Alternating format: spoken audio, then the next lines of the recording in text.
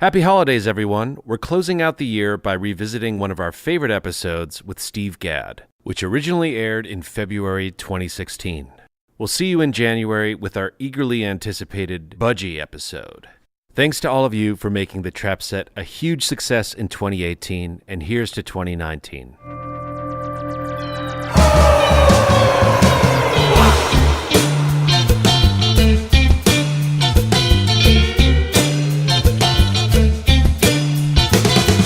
This is Joe Wong. Welcome to the Trap Set, where each week we explore the lives of drummers. I want to play something for you.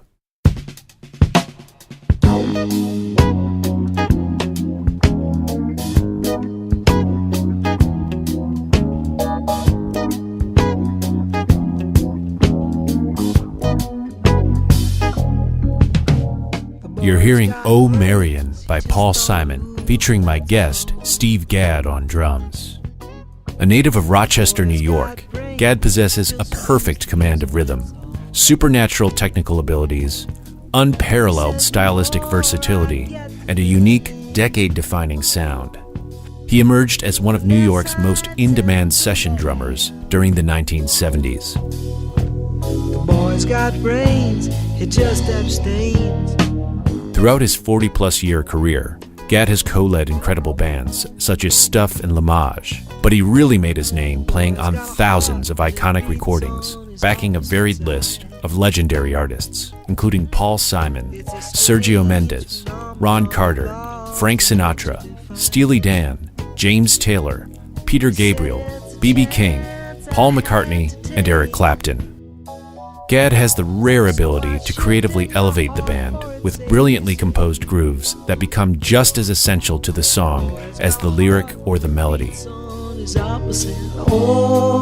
Perhaps the most admired drummer of his generation, Gadd won the respect not only of his peers and fans, but also of many of his rhythmic forebearers.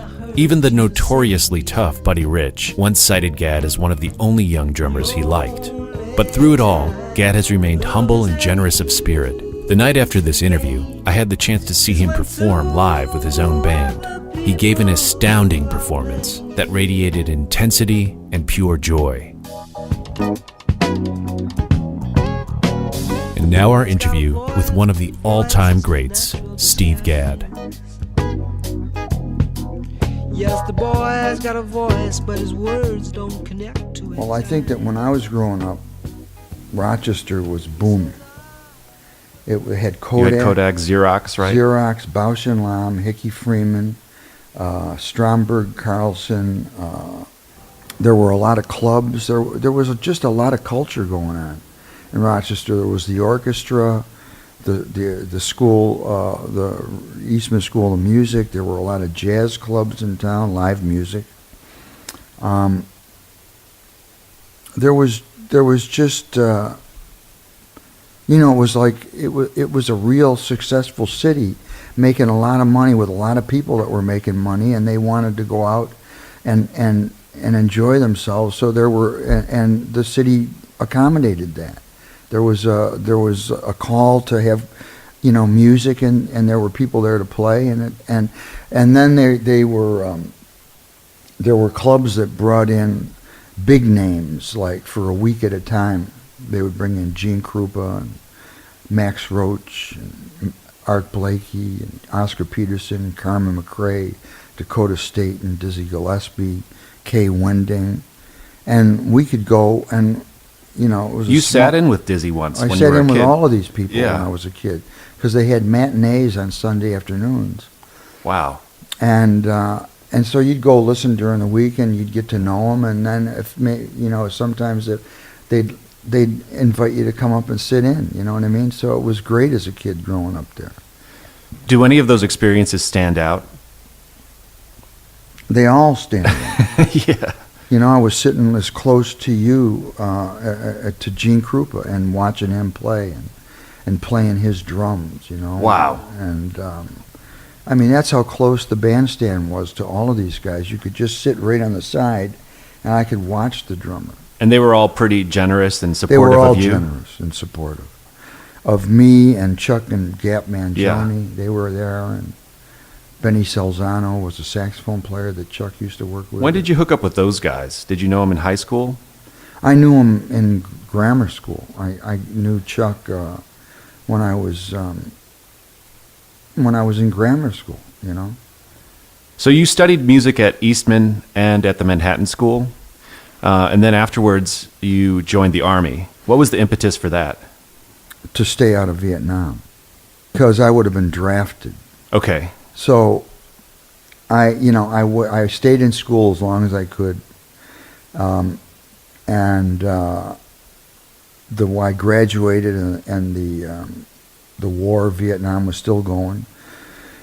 So during the last year of college, John Beck set up auditions with different military bands in the Washington area, that if you got accepted, you were guaranteed to go in, and get sergeant's pay and not have to go to Vietnam. You would just be in that band and do what that band had to do in the States. I was accepted, and I had a place to go if I decided to go in the military. So when I graduated in June, I waited to see what was happening, and I got my draft papers came. So I just enlisted before I was supposed to show up for the draft. Right. So when you're in the field band, do you still have to go through basic training or boot camp? Basic training. Yeah. I did that. What was the experience like as a whole as a member of the field band? Did you enjoy it? Well, it wasn't a field band where you were marching in the field. It was like a concert band first, and then they formed like a band like Woody Herman's band that I played in for 2 years. So, what we did is we rehearsed every morning from probably 9 till noon, and then that was it for the day. And then a couple of times a year we'd go out and tour for 6 weeks at a time with buses, and go to different high schools and try to, just spread goodwill about the military and things.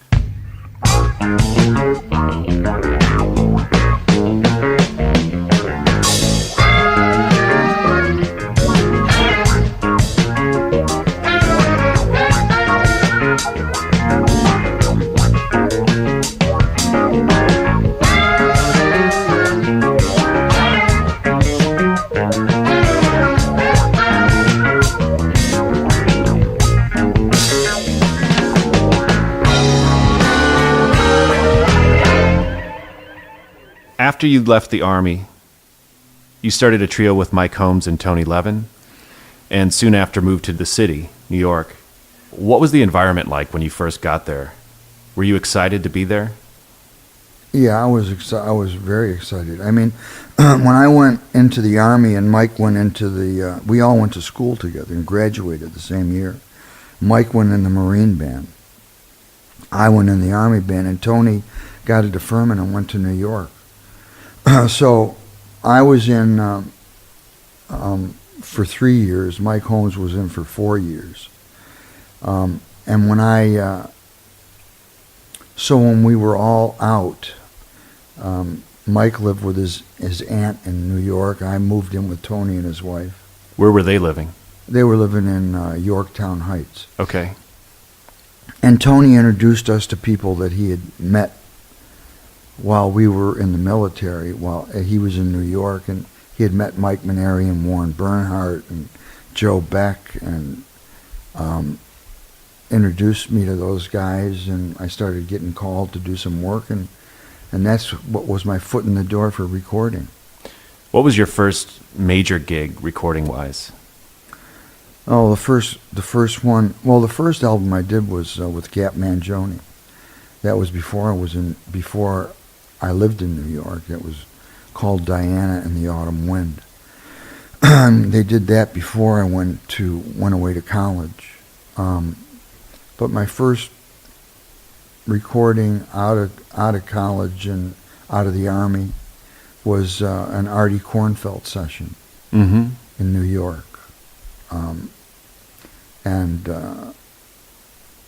It was through probably Mike Maneri and Tony Levin were on it, Joe Beck, Hugh McCracken, and that's how it was my foot in the door.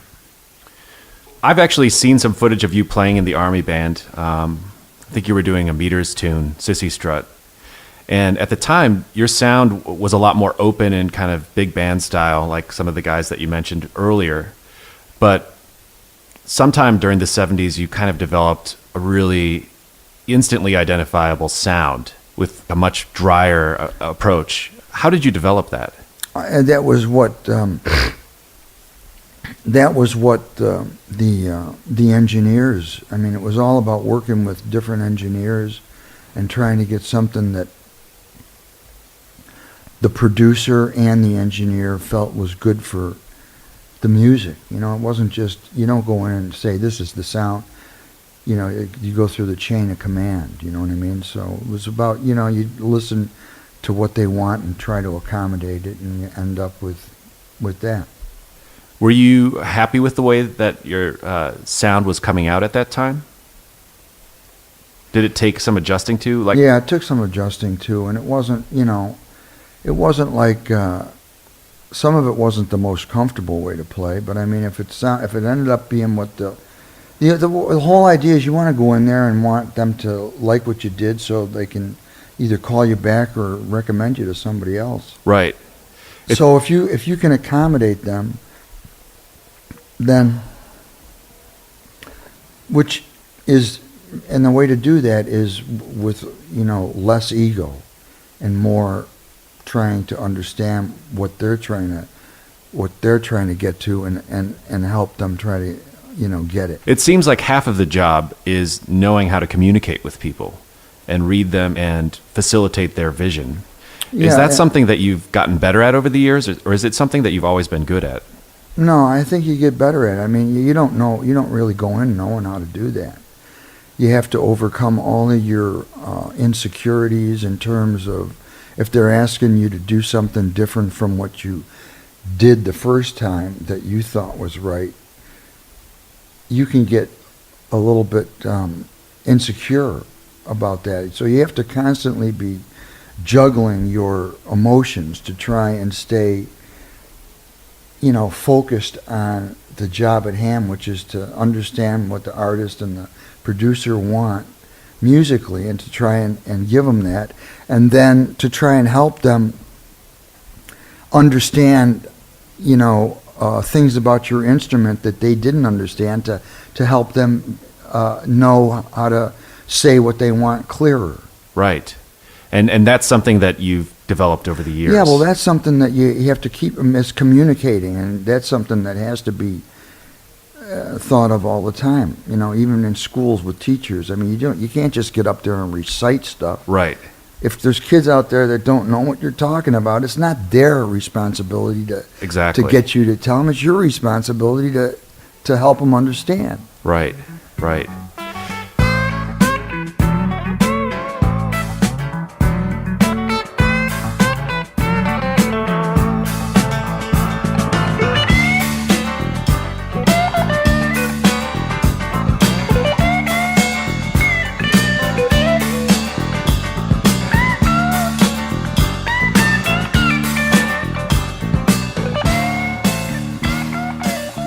This episode of The Trap Set is brought to you in part by Colectivo Coffee. Handmade coffee since 1993. Check them out online at colectivo.com. The 70s in New York, it was part of a paradigm that doesn't really even exist anymore, where you could be working 3 sessions a day and get calls every day. Could you talk a little bit about what your life was like during that time? What was an average day like? Well, I mean, my life was very exciting back then, work-wise, but there were a lot of personal things in my life that were, you know, I was splitting up with my first marriage. We had kids, and my dad was sick. But so that's what was going on in my life back then. And when did you get married for the first time? In '69. And then we split up in like around '76. But I mean, it was I don't want to get into that. But, okay.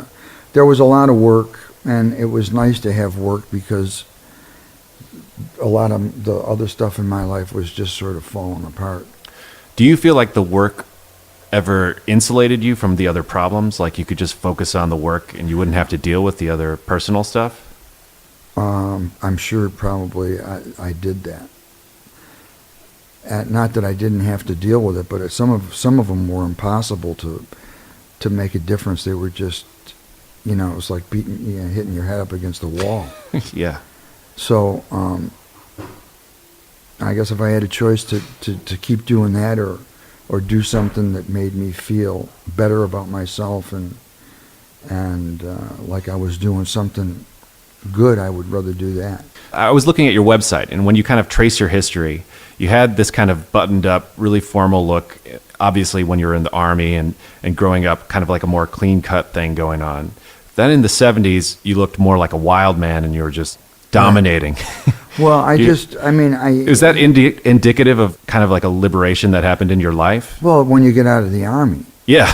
It's very liberating. You know what I mean? Because like you go from being in school and then you're in the Army where you got rules and regulations and you've got to keep your hair cut short, and it's like it was like 3 years of what seemed like an impossible situation to find your own identity. Right. Because you were being told you had to do this, you had to do that. So, it wasn't really true that I wasn't finding my own identity, because whenever you get through any situation, that helps you become who you are. Right. But it it's sure felt restrictive. like it felt restricting, and I wanted to let my hair grow. So when I got out, I did. Uh-huh.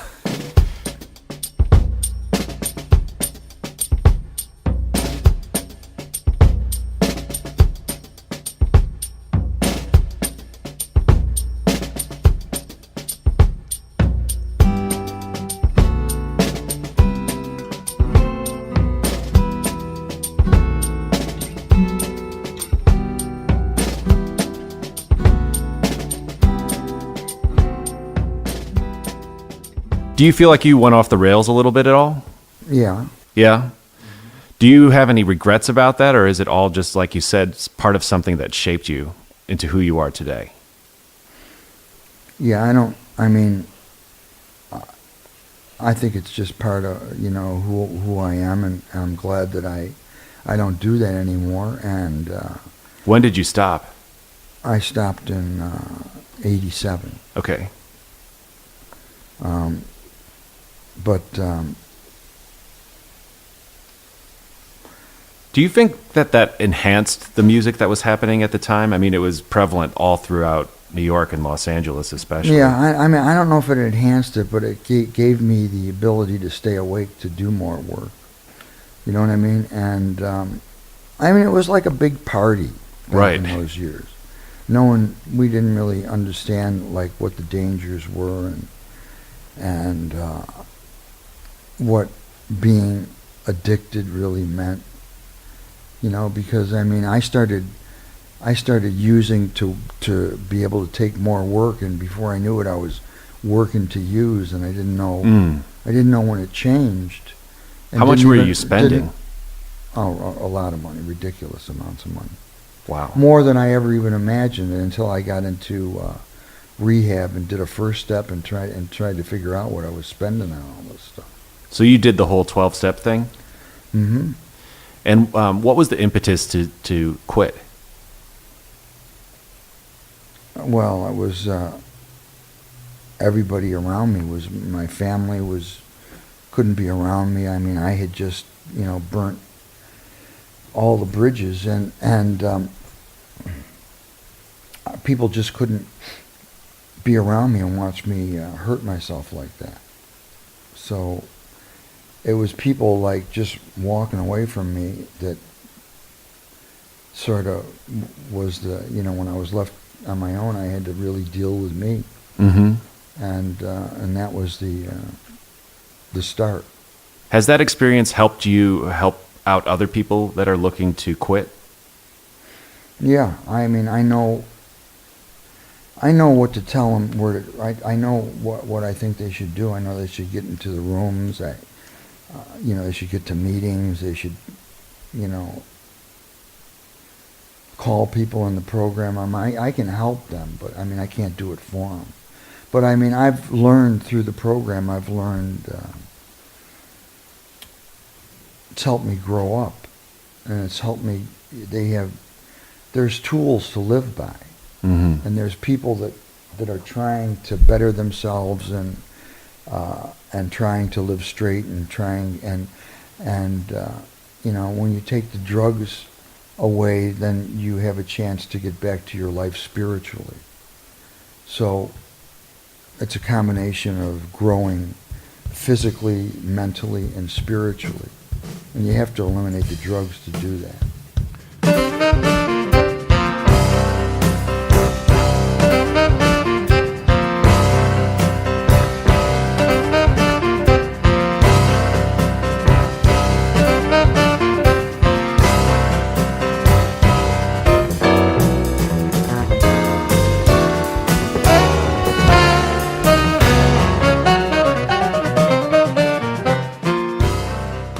You've achieved a pretty solid balance between touring and session work, recording work. Are you happy with the way that your life is now? Are you happy with the balance that you've achieved? I'm happy with what I do. I think the balance could be, you constantly have to work on the balance, you know what I mean? Yeah. I think I'm whatever work that I'm doing now, I'm grateful for, because I need to work. But you know, sometimes you're away from home for a long time, and it's hard on the family. You give up a lot. Mm-hmm. So, and what the trick is, when you're on the road a lot, you have to try and make the time at home as good as it can be.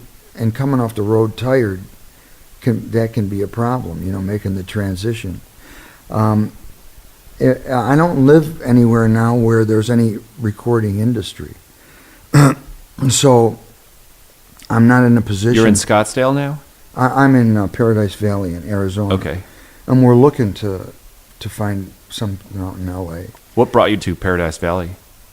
There was some work out there that was going to involve some production and a studio and playing, and one of my sons was going to be involved, and that was the incentive. And then when we got out there, it didn't work out.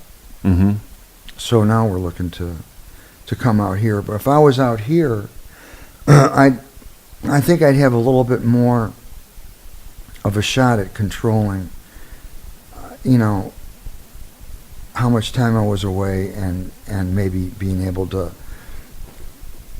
stay at home and get some work. At least there is work out here, so there's a chance that I could get some of it, And I bet you could get a lot of it. Well, maybe, but that's the thing. And until I do that, until I move someplace where there's an industry, a recording industry, I've either got to, be on the road, or I could get called to do some recording in L.A. or New York, but I'm still on the road to do it. You know what I mean? Right. So. Do you miss New York? I love New York. I get back there and do some work there, and I enjoy the city. But when I sold my place in '87, it was like when I got straight. I ended up in rehab, and I had to sell my place because I was in debt, and and it was when all the prices dropped, and then that's when I had to sell, when everything dropped. Oh, and then shit. to try and buy it back, I couldn't afford it. Where was it? In the city? It was in on Worth Street between West Broadway and Hudson. Okay. I had a loft there. It was nice. It was really nice.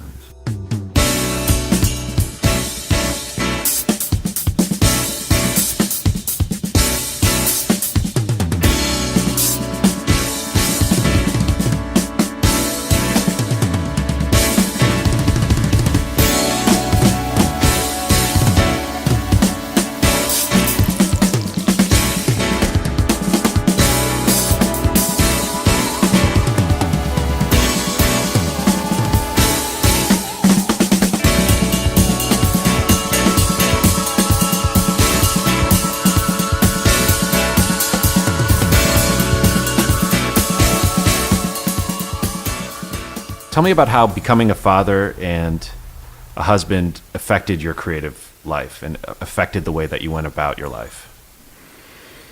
You just try to, you try, when you're a father, you do whatever you can to be as good a father as you can, to support the family, to be as good a parent as you can. In this business, it's, there's a lot of time away from the family, so it's... How many kids do you have? I have 4, 2 from my first marriage and Okay. two from my wife now. Are any of them in music? Yeah, my son Duke plays drums and guitar and bass, keyboard. He plays a little bit of everything. Good drummer, great drummer. My son Carlo does sound. He's on the road with different bands now doing house sound and monitors and things and learning tour management. My daughters love music. They don't play, but they really love to dance and love all kinds of music. And Do you still dance? yeah, occasionally. I mean, not tap dance, but It seems like maybe there's a correlation between tap dancing and drumming. Like, Papa Joe was a great tap dancer, and I think Buddy danced too. Do you feel like that gave you any sort of insight into rhythm, or? I think whatever you do, Yeah. whatever you do to try and break down rhythms and figure out, what they are is helpful. You've been in such high demand for so long.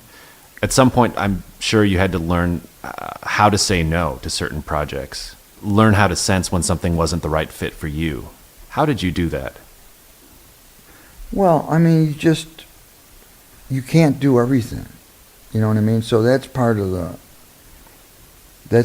balancing act that you have to do also. You know what I mean? It's like whenever you take something, you're, away from home, it's like you're leaving people that you love Right. by themselves and going out to do something else. So at the beginning, you take whatever comes in because that's what you have to do to get known. But after a while, you realize that you have to manage your time, and that having time, scheduling time with the family is as important as the work. You need to be able to try and do both. It's not always easy, but that's what we try to do. Mm-hmm. What are your goals moving forward?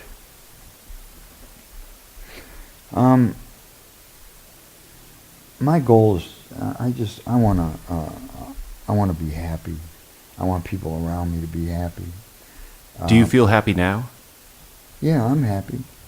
I'd be happier if I had more time with my family, and I think that everyone else would be too. But that's something that in trying to relocate out here is one of the reasons for doing that, was so if I'm out here and there's work, I'd be able to maybe be home more. Yeah. And still be able to be playing. You know what I mean? It's like I don't want to be home and not doing anything. I don't think anyone would like me that way. Right. I mean, Have you ever been in that position? It seems like you've been consistently busy. Like, No, from I've the been- outside, it seems like you've been. Yeah, I've consistent. been pretty busy. I've been and I like it, and it's worked, and I just think that right now is at a time where you got to start thinking about how much longer we're going to be here. Right. You know what I mean? It's like I'm 70. It's not like I'm a kid. You know what I mean? True, Not- yeah. Not like I'm going to die soon. I but hope not, no. man. But you know what I'm saying? It's Yeah, like yeah. You got a few years now to get it right. In terms of how you're managing your time, and I'd like to try and do that. What does it mean to get it right to you? From an outsider's perspective, it seems like you've gotten it right. Yeah, no, I mean, to get it right where like everyone is just, there's, the family is grooving, Yeah. you know, like, you're involved and you're involved in things that have to be done around the house. So you're not leaving it up to your wife to take care of things with workers. There's all kinds of things that in the long run, once if you can go through them together, it just makes everything a little bit more peaceful and joyous Right. than if you're on the road and you're trying to get things done, and it can be frustrating that way. If you moved to Los Angeles, do you think that you'd want to start up another regular gig like the Stuff Days, like a live thing? You mean at a club? Yeah. Oh, I never thought about that. I mean, I don't know how to. It's hard to even think about starting up another Stuff thing without. I mean, a lot of those. Yeah. Everybody, without those guys, that was Stuff. Was those guys? Yeah. So it's difficult. Well, talk a little bit about the gig that you're doing now. The guys that are in your band. This band is great. It's Jimmy Johnson, Larry Goldings, Mike Landau, and Walt Fowler. And they're on the James Taylor we play gig with James you. Taylor. Yeah. We've played with James Taylor for years. And Carol and Michelle thought that it would be a good idea why not, for the band to do something so that when James wasn't working, maybe we could go out and do some stuff and still play together.